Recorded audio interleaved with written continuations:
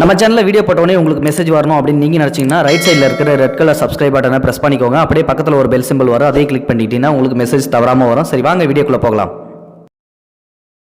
தச்சர் ஒருத்தர் இருக்காரு. ஆனா அவரு வேலை செய்யறது இன்னொருத்தரோட கடையில. தனக்குன்னு சொந்த தொழில் இல்ல. காலையில எழுந்திரிச்சு இருசக்கர வாகனத்தை கிளப்பிக்கிட்டு நேரா அந்த கம்பெனிக்கு போயிடுவாரு. போய் வேலை செஞ்சுட்டு திருப்பி வர்றதுதான் இவருடைய தின வேலையே. அதுல கிடைக்கிற லாபத்தை வச்சுதான் வாழ்ந்துகிட்டு இருக்காரு. காலையில வழக்கம் போல அவரோட தொழிலுக்கு எல்லா தேவையான பொருட்கள் எல்லாத்தையும் எடுத்துக்கிட்டு தன்னோட இருசக்கர வாகனத்துல வேலைக்கு கிளம்புறாரு அந்த தச்சரு. போற வழியில அவருடைய வாகனம் பழுதடைஞ்சு நின்று போயிடுது. இப்போ அதை தள்ளிக்கிட்டே போய் மெக்கானிக் ஷாப்ல விட்டு பழுது பார்க்கறாரு. 1 மணி நேரம் தாமதமா வேலைக்கு போய் சேர்றாரு. முதலாளி பயங்கர கோபமாயிட்டாரு. உடனே அவரை பிடிச்சி திட்டுறாரு. என்ன இவ்வளவு லேட்டா வரீங்க, எப்படி வேலை பார்க்கறது அப்படின்னு சொல்லிட்டு. அதோட பாத்தீங்கன்னா அவருக்கு ரொம்ப கஷ்டமா போயிடுச்சு. இருந்தாலும் பரவாயில்லன்னு சொல்லிட்டு அவர் வேலையை ஆரம்பிக்கிறாரு. அடிச்சு மரத்தை இழைச்சிக்கிட்டு இருக்கும்போது சுத்தி கை தவறி அவரோட விரல்ல பட்டுச்சு. காயம் ஏற்பட்ட உடனே ரத்தம் சொட்ட ஆரம்பிக்குது. காயத்துக்கு துணியால கட்டு போட்டு மறுபடியும் தன்னுடைய வேலையை ஆரம்பிக்கிறாரு தச்சரு. கொஞ்ச நேரம் கழிச்சு அவருடைய உளியும் உடஞ்சு போயிடுது. என்னடா அது, காலையில இருந்து நமக்கு நேரமே சரியில்லையே அப்படின்னு சொல்லிட்டு முணுமுணுத்துக்கிட்டு மீதி வேலையும் செஞ்சு முடிச்சிடுறாரு. பரவாயில்ல அப்படின்னு சொல்லிட்டு அந்த தச்சரு. அதுக்கப்புறம் முதலாளிகிட்ட சொல்லிட்டு, டைம் ஆயிடுச்சு முதலாளி, நான் வீட்டுக்கு கிளம்புறேன், வேலை எல்லாம் முடிச்சிட்டேன் அப்படின்னு சொல்லிட்டு தயாராகிறாரு தச்சரு.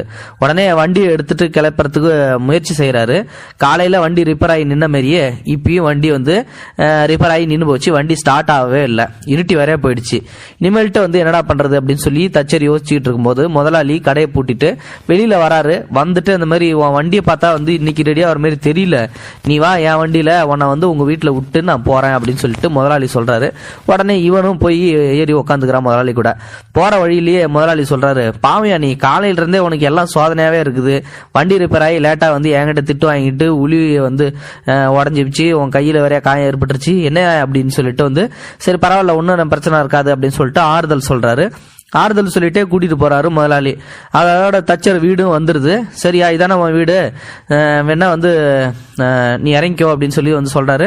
தாகமா இருக்க, கொஞ்சம் தண்ணி எடுத்துட்டு வா அப்படின்னு சொல்லி முதலாளி சொல்றாரு. குடிச்சிட்டு போறேன் அப்படின்னு. வீட்டுக்குள்ள வாங்க அப்படின்னு சொல்லிட்டு முதலாளியை கூப்பிடுறாரு தச்சரு. உடனே பாத்தீங்கன்னா முதலாளியும் அவர் பின்னாடியே போறாரு.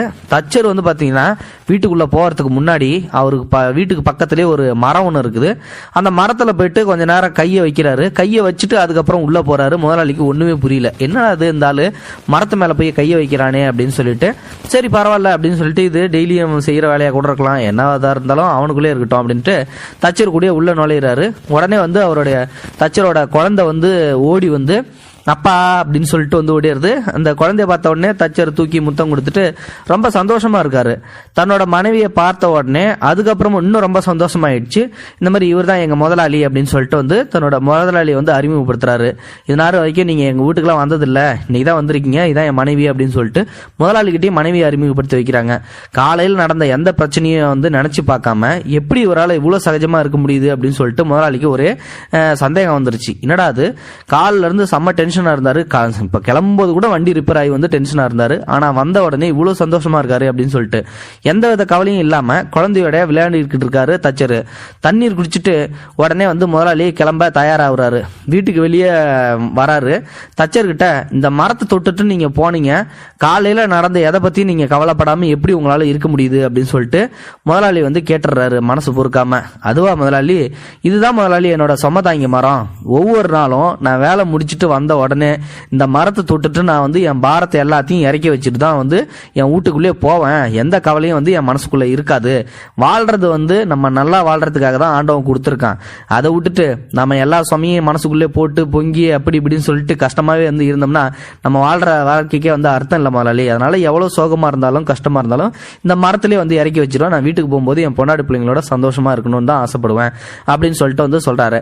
வேலை செய்ய இடத்துல ஏகப்பட்ட பிரச்சனைகள் நடக்கும். அதெல்லாம் வீட்டுக்குள்ள எடுத்துட்டு போக கூடாது. எடுத்துட்டு போனா சண்டை தான் வரும். காலையில வண்டி பழுதானதுக்கும், நான் லேட்டா வந்ததுக்கும், என் கையில காயம் ஆனதுக்கும், உளி உடஞ்சி போனதுக்கும் என் குடும்பத்தார் எப்படி பொறுப்பாக முடியும்? நான் அந்த டென்ஷன்லாம் போயிட்டு அவங்கள்ட்ட காட்ட முடியுமா? அதனாலதான் நான் அதை எதுவுமே அவங்கள்ட்ட காட்டவே இல்லை. நான் அவங்க மேல கோவப்படுறது எந்த விதத்துல நியாயம்? காலையில நான் போகும்போது இந்த மரத்துக்கிட்ட என் பிரச்சனையை எடுத்து கொண்டு போவேன். ஆனா என்ன ஆச்சரியம்னா, நான் சாயந்தரம் கொண்டு வச்சுட்டு உள்ள போகும்போது பிரச்சனைகள் எதுவுமே இருக்காது. அடுத்த நாள் காலையில பாதி அளவு குறைஞ்சு போயிடும் அப்படின்னு சொல்லிட்டு தச்சர் சொல்றதை கேட்டு முதலாளி ஆச்சரியமா இருக்கிறாரு. இதுல இருந்து ஒரு நல்ல ஒரு விஷயம் மட்டும் புரிஞ்சிருக்கும்னு நினைக்கிறேன். நீங்களும் நாளையில் இருந்து இதை கடைபிடித்து பாருங்கள். உங்களுடைய வீட்டிற்கு அருகில் ஒரு சுமைதாங்கி மரம் ஒன்றை நடுங்கள். சுமைதாங்கி மரம் என்றால் உங்களுக்கு பிடித்த மரம் எதுவோ அதுவே சுமைதாங்கி மரமாக நினைத்துக் கொள்ளுங்கள்.